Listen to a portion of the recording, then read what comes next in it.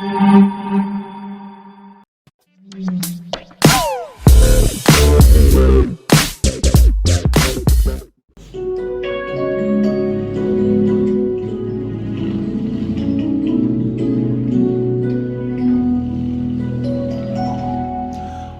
mon âme, bénis le Seigneur, et mon esprit magnifie son nom,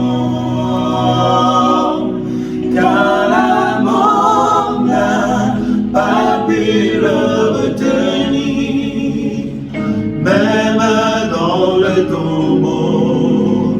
Jésus est Seigneur, même dans le tombeau.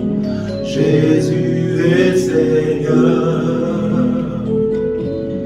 Comme une bille soupire auprès de l'eau, mon âme soupire auprès de toi, Seigneur.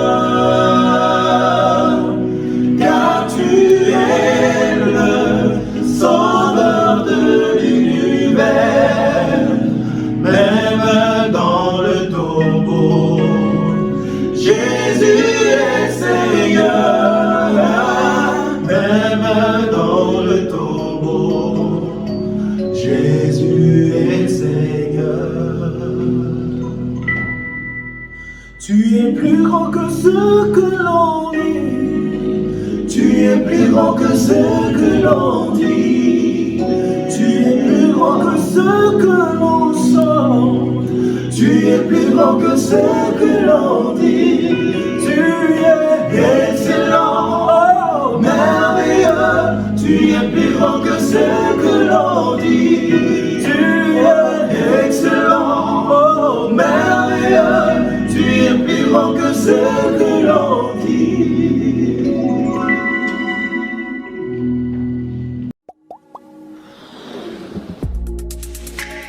Le message du jour. Amen, peuple de Dieu. Vraiment, c'est une joie pour nous ce matin de nous retrouver encore pour célébrer notre Dieu. Je sais que nous avons passé des moments formidables dans la présence de Dieu, dans nos cultes individuels. Dieu nous a beaucoup encouragés et nous avons commencé cette année avec notre Seigneur. Mais sans plus tarder, frères et sœurs, baissons la tête et prions, s'il vous plaît. Père éternel, nous te disons merci. Merci pour ce matin. Merci pour ta grâce. Merci pour ces nouveaux jours, ces jours de cette année nouvelle 2022. Nous l'avons commencé avec toi et nous voulons que tu chemines avec nous. Nous remettons cette année entre tes mains. Nous te demandons que Dieu seul, toi seul, nous accompagne. Merci pour ce matin. Merci pour le message que nous allons entendre. Ce message qui va nous encourager. Ce message qui va nous fortifier. Ce message qui va nous aider à comprendre ta volonté. Ouvre les oreilles de nos cœurs et notre intelligence surtout pour saisir ta volonté. Merci pour tout. C'est dans le nom puissant et précieux de notre Seigneur Sauveur Jésus-Christ. Amen. Et frères et sœurs, nous avons le texte que nous allons lire ce matin se trouve dans le livre de Matthieu, chapitre 5, verset 48. Matthieu, chapitre 5, verset 48, nous dit ceci. « Soyez donc parfaits, comme votre Père Céleste est parfait. » Voilà le texte ce matin. Ce qui nous encourage ici, c'est le mot « parfait ». Dieu nous donne un commandement. Dieu nous donne vraiment... nous encourage, nous fortifie, nous dit ceci. Il dit, mes enfants, je veux que vous arriviez à un certain niveau maintenant. Je sais que l'année passée était formidable. Dieu nous a tellement bénis, a fait des choses phénoménales parmi nous. L'année passée était baptisée l'année de l'utilité. Et nous avons vu comment est-ce que Dieu nous a utilisés pour être utiles à son ministère, utiles à son église. Aujourd'hui, cette année, Dieu voit comment est-ce que nous sommes en train de grandir. Il nous dit, écoute, vous n'allez pas simplement être utile dans ma maison, mais j'aimerais que vous soyez aussi excellent dans ce que vous êtes en train de faire. Le mot parfait est rendu par plusieurs explications. Dans d'autres versions, dans d'autres versions de la Bible, vous allez comprendre que le mot parfait est traduit par excellent. Et si Dieu pouvait nous encourager aujourd'hui, il nous dira totalement, soyez excellents comme moi, votre Père, je suis excellent. Alors Dieu nous appelle à l'excellence. Voilà pourquoi nous avons voulu prendre pour terme de notre message ce matin, excellence en tout. Vous savez, en tant que disciples, c'est toujours important de comprendre que nous devons, quand Dieu nous a créés, il a établi des objectifs et des buts que nous devons atteindre. Aujourd'hui, cette année, Dieu est en train de nous montrer qu'il a placé devant nous un objectif, que nous allons tous livrer la bataille, que nous allons nous encourager, que nous allons nous forcer afin d'atteindre. Dieu veut qu'on soit excellent en tout. Excellent dans notre marche avec lui, excellent dans notre conduite, excellent dans nos mariages, excellent dans nos relations les uns vers les autres, excellent dans notre conduite, excellent même dans les dons que nous donnons aux autres et à notre Dieu. C'est vrai, il y a des moments où nous avons fait ces choses avec beaucoup de médiocrité. Aujourd'hui, Dieu est en train de nous montrer que ce qu'il nous exige, c'est d'être excellent. Même quand nous regardons dans l'Ancien Testament, Dieu avait établi le standard, même pour les sacrifices qu'on devrait lui donner. Et quand nous lisons la Bible, nous allons voir que Dieu exige que le sacrifice qui devrait lui revenir, ce sacrifice devait être sans défaut. Qu'est-ce que ça veut dire sans défaut? Ça veut dire simplement que le sacrifice devait être parfait. Or, le mot parfait est rendu en hébreu par le mot tamim, qui veut dire sans défaut. Quelque chose que le Seigneur, notre Seigneur approuve. Et nous, en tant qu'enfants de Dieu aujourd'hui, la Bible nous exhorte que nous sommes des chrétiens et nous sommes des sacrifices vivants pour notre Seigneur. Et la question que nous devons nous poser, qu'en tant que sacrifices vivants, est-ce que nous sommes des sacrifices agréables à Dieu ou bien nous sommes des sacrifices détestables? Quand Dieu nous regarde, comment il se sent avec nous? Sommes-nous vraiment des sacrifices? Nous sommes des sacrifices tamim ou bien nous sommes des sacrifices que Dieu peut à n'importe quel moment rejeter? Simplement parce que notre conduite, notre marche ne l'honore pas. Voilà pourquoi le message d'aujourd'hui veut nous encourager à arriver à cette dimension-là. Si nous partons rapidement dans le livre de Matthieu, chapitre 19, verset 21, un homme est venu vers Jésus pour le voir et lui demander qu'est-ce que je dois faire pour être parfait. Et voilà ce que le Seigneur lui répond. Matthieu chapitre 19, verset 21. Jésus lui dit, si tu veux être parfait, va, vends ce que tu possèdes, donne-le aux pauvres et tu auras un trésor dans le ciel. Puis viens et suis-moi. Nous connaissons tous l'histoire de ce jeune homme riche qui est venu voir le maître pour lui demander, écoutez, j'entends, je comprends qu'il y a le standard qui est établi, c'est la perfection, c'est d'être excellent. Qu'est-ce que j'ai besoin de faire pour être excellent? C'est incroyable. Alors vous comprenez très bien, nous ne pouvons jamais atteindre la perfection ou bien l'excellence dans ce que nous sommes en train de faire si nous ne décidons pas d'être obéissants. Le problème qui se passe avec ce monsieur, c'est qu'il veut être parfait, mais il ne veut pas obéir. Combien parmi nous aujourd'hui cherchent à être parfaits? Combien de gens aujourd'hui veulent être excellents dans leur travail, dans leur marche avec Dieu, dans leur mariage, dans leurs relations les uns les autres? Mais ils ne veulent pas obéir aux principes qui peuvent nous amener à atteindre l'excellence. Et c'est ça le problème qui se passe avec ce monsieur. Jésus lui a dit simplement, va et vends ce que tu as, viens et suis-moi. Frères et sœurs, dans cette année, Dieu est en train de nous enseigner qu'il y a des choses dont nous avons besoin de nous départir d'avec. Il y a des choses dont nous avons besoin de laisser, des choses dont nous avons besoin d'abandonner. Il y a des mauvaises habitudes qui nous ont vraiment enveloppés si facilement dans l'année 2021. Mais si nous décidons d'être excellents dans cette nouvelle année, je pense qu'il y a quelque chose que nous avons besoin de faire. Ce que nous avons besoin de faire, c'est de décider de nous défaire de tout ce qui gêne notre marche avec le Seigneur. Il y a des mauvais comportements, des mauvaises habitudes, comme le manque de prière. On n'a pas envie de prier. On n'a pas envie de lire la Bible. On n'a pas envie de partager notre foi. On n'a pas envie d'aider les autres à avoir une relation avec Dieu. Et nous avons grandi dans ces habitudes. Mais Dieu nous appelle aujourd'hui de sortir de là. d'aller et de vendre toutes ces choses et revenir pour devenir excellents. Qu'est-ce que nous allons faire? Est-ce que nous sommes prêts à décider? Est-ce que nous sommes prêts à prendre une décision radicale vis-à-vis de nos faiblesses du passé?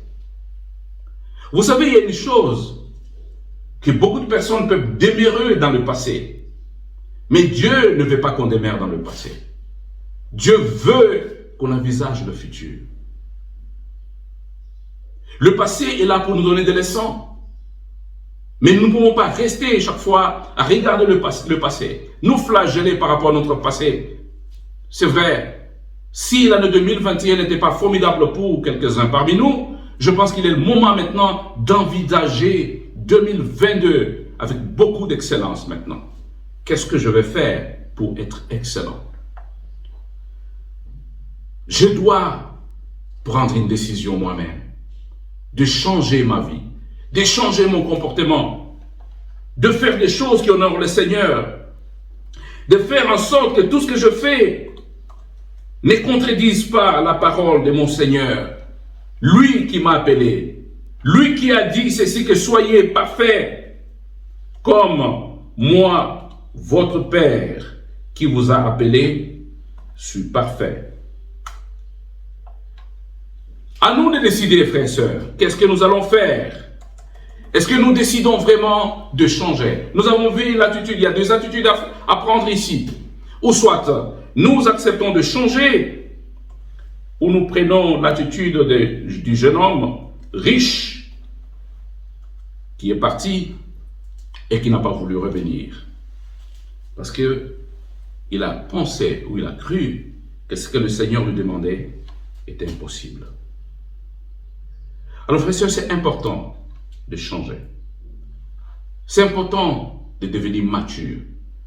Dieu nous attend là. Dieu veut que notre comportement change. Et si nous allons rapidement dans le livre de Colossiens chapitre 1 verset 28, vous savez, Paul aussi, il nous a beaucoup aidé à comprendre beaucoup de choses. Il dit, Colossiens chapitre 1 verset 28 dit ceci, c'est lui que nous annonçons, exhortant tout homme, instruisant tout homme en toute sagesse, afin de présenter à Dieu tout homme devenu parfait en Christ. Et vous voyez ici, on est en train de nous montrer clairement, le passage qu'on venait de lire tout à l'heure, nous montrait que vouloir être parfait, c'est décider d'obéir à la parole de Dieu. Vouloir être excellent, c'est décider d'obéir. Mais ici, dans ce passage biblique, on nous montre le but que la parole de Dieu produit en nous. Nous annonçons Christ à travers la parole de Dieu. Nous exhortons tout homme, nous encourageons nos frères et sœurs à travers la parole de Dieu. Nous instruisons nos frères et sœurs avec la parole de Dieu. Et en toute sagesse. Mais pour quel but? Afin de présenter à Dieu tout homme devenu parfait. Ça, c'est l'objectif que Dieu se réserve. Dieu veut que chacun de nous devienne mature. Il y a beaucoup de gens qui se posent la question, est-il possible d'être parfait sur cette terre?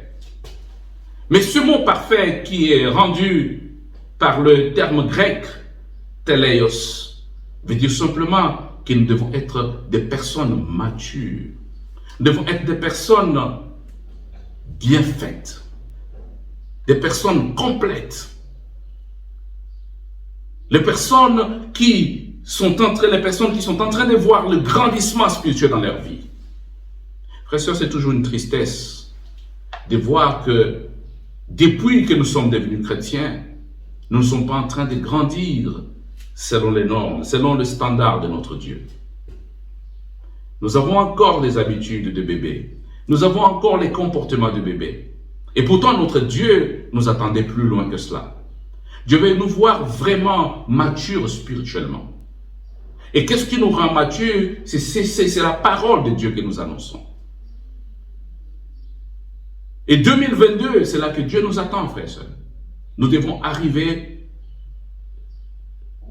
à être des hommes matures, parfaits en Christ, complets. Mais la question qu'on doit se poser aujourd'hui, c'est que est-ce que je suis arrivé là?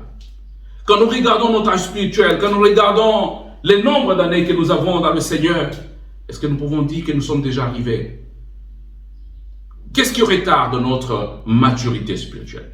Qu'est-ce qui retarde notre croissance spirituelle?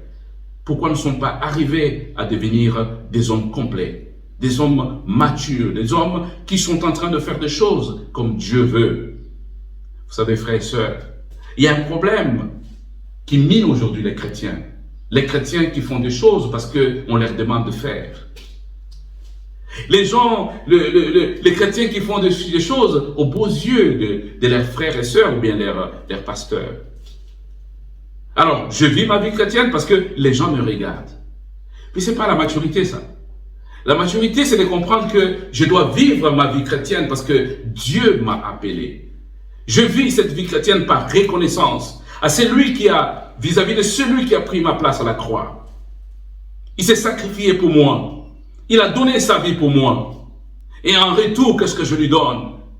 Comment est-ce que je peux donner la joie à mon Dieu si Dieu ne peut pas voir des signes, des traits, des cratères de ma croissance spirituelle?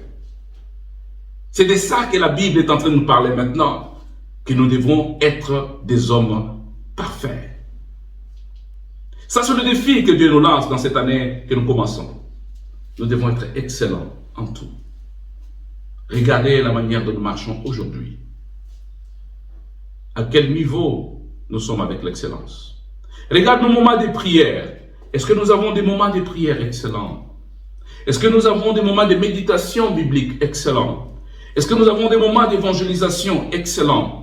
Est-ce que nous avons des bons moments dans nos mariages excellents avec nos enfants et nos épouses?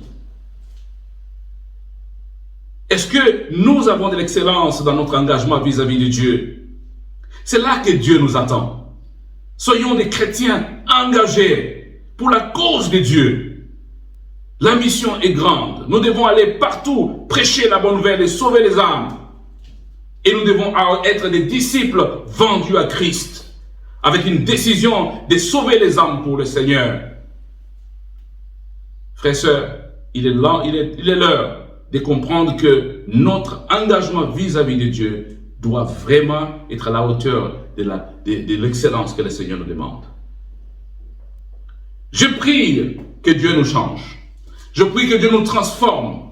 Que cette année nous apporte vraiment l'énergie, la force nouvelle qui peut nous permettre de vivre comme des vrais chrétiens.